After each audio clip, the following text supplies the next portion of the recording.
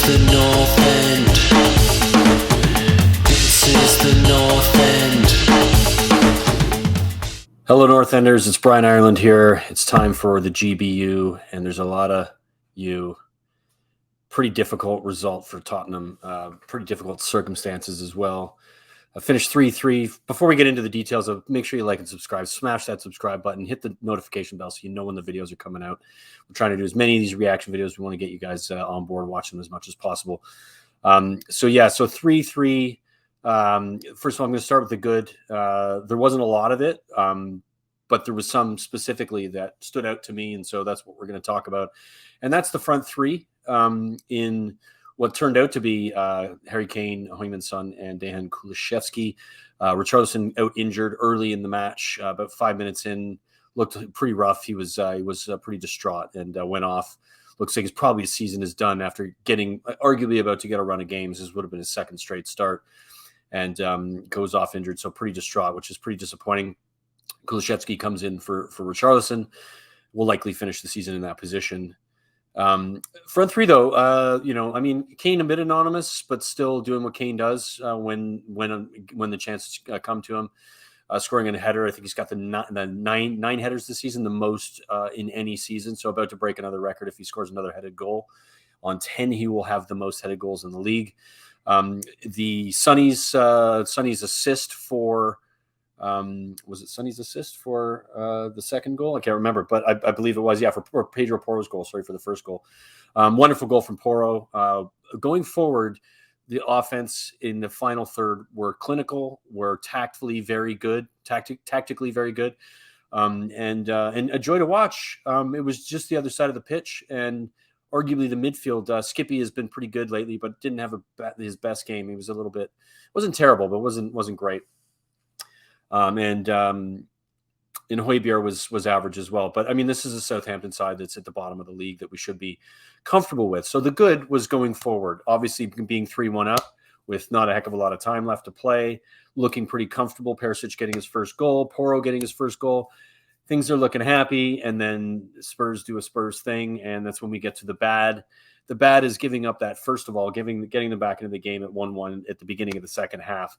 Countering that with a couple of goals and then letting them back in again with Theo Walcott, 7 defenders in the box. 2 of them run on the line. Nobody marks Walcott. Walcott puts the ball in comfortably. Nobody marks the winger, and Walcott puts the ball in the net pretty comfortably. Really hard to watch and difficult.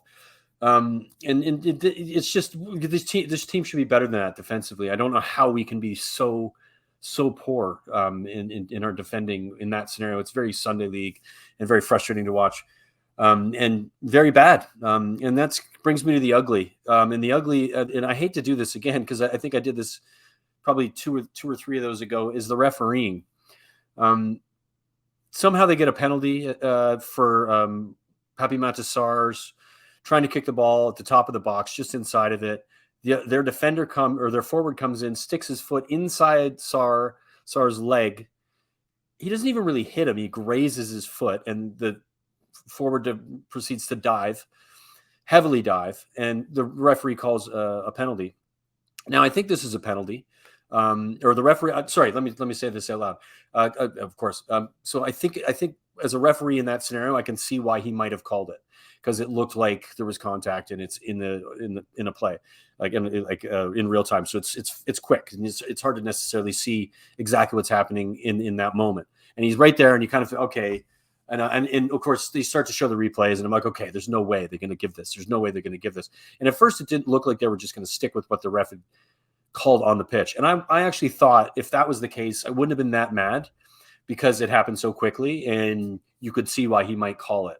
Had it stayed that way, I'd have been like, all right, it's one of those, it sucks because it's a bad call, but you could see it being given in that scenario.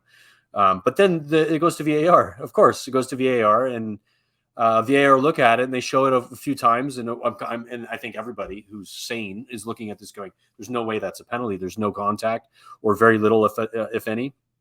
And he goes down and dives. But no, and of course, I'm guessing that the reason that they've given this is not because the guys in VAR thought it was a penalty or wasn't a penalty. They did it because they didn't think that the referee necessarily made a mistake. So VAR isn't correcting an error. They're not allowed to really correct the error. They're only just making sure that it's not clear and obvious, which is not a way to determine whether something's a foul or not. It's just absurd.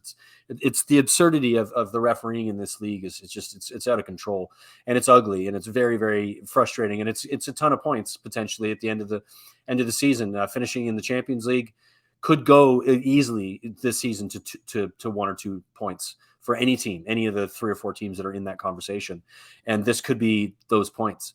Now, having said that, Spurs' form is currently so erratic and so inconsistent. I've said a couple of weeks ago that I don't necessarily think that we're going to finish 4th anyway. I could see us finishing 5th or 6th based on form of other teams. I think Newcastle are going to be there, and possibly Liverpool as well, depending on how they get through their next 3 fixtures. But it's just ugly, and it's really sad. It's a sad part of the current state of the Premier League at the moment. Something has to be changed. Get rid of it. Figure out a way to use it better. They're just getting everything wrong, and it's incredibly sad. Quick note, though, there's a little bit of extra ugly here that I wanted to get into, and of course, most people probably would have seen Antonio Conte's press conference after the match, basically unleashed on both the club and mostly the players and the players' performances and their sort of weakness, and they're just not up for it. They're just not really, it's a Conte doing Conte things. The players? Where are the players? About my experience, I can tell you that if you want to be competitive, if you want to fight, you have to improve under this aspect. And now this aspect, for me, in this moment, is really, really low. And I see only 11 players that play for themselves. Yeah. And of course, he's not wrong about the club. He's not wrong about the players and the way they played. I do think he's protecting his own brand here, and I do think that he has to take some responsibility and for his tactics and how Spurs play. They're being very negative. There's points in this match where Spurs are sitting deep at 3-1, and it's about against Southampton. And you keep the ball, just pass the ball around, take it to corners, learn how to it's basic stuff. It's again Sunday league stuff that they were doing, and that it's a tough watch. And I'm sure Conte on the sidelines was feeling that. It looks as though he's likely gone.